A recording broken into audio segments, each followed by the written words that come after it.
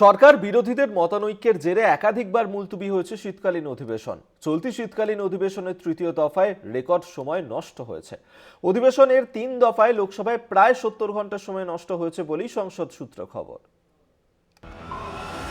অধিবেশনে বিভিন্ন বিষয়ে সরকার ও বিরোধীদের মতানৈক্য স্বাভাবিক বিষয়, যার জেরে সংসদে ক্ষোভ বিক্ষোভে মুলতবি হয় অধিবেশন। চলতি শীতকালীন অধিবেশনেও আদানি ইস্যু থেকে এক দেশ এক ভোট বিল নিয়ে উত্তপ্ত হয় সংসদ।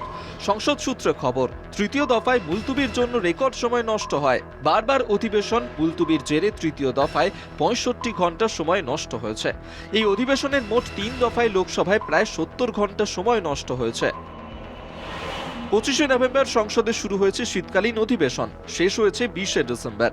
সংসদ সূত্রে খবর, শীতকালীন অধিবেশনের প্রথম দফায় ৫ ঘন্টা ৩৭ মিনিট, দ্বিতীয় দফায় ১ ঘন্টা ৫৩ মিনিট এবং তৃতীয় দফায় ৬৫ ঘন্টা ১৫ মিনিট সময় নষ্ট হয়েছে। প্রথম দফায় লোকসভায় আলোচনা হয়েছে ৩৪ ঘন্টা ১৬ মিনিট, দ্বিতীয় দফায় ১১৫ ঘন্টা ২১ মিনিট এবং তৃতীয় দফায় ৬২ ঘন্টা আলোচনা হয়েছে লোকসভায়। প্রথম দফায় ৭, দ্বিতীয় দফায় ১৫ এবং তৃতীয় দফায় ২০ বার অধিবেশন বসেছে। অধিবেশনের প্রথম দফায় আদানি ঘুষ কাণ্ড নিয়ে লোকসভা উত্তপ্ত হয়। সৌর বিদ্যুৎ প্রকল্পের বরাত পাওয়ার বিনিময়ে ভারতের সরকারি আধিকারিকদের ঘুষ দেওয়ার অভিযোগে আদানিদের বিরুদ্ধে অভিযোগ ওঠে।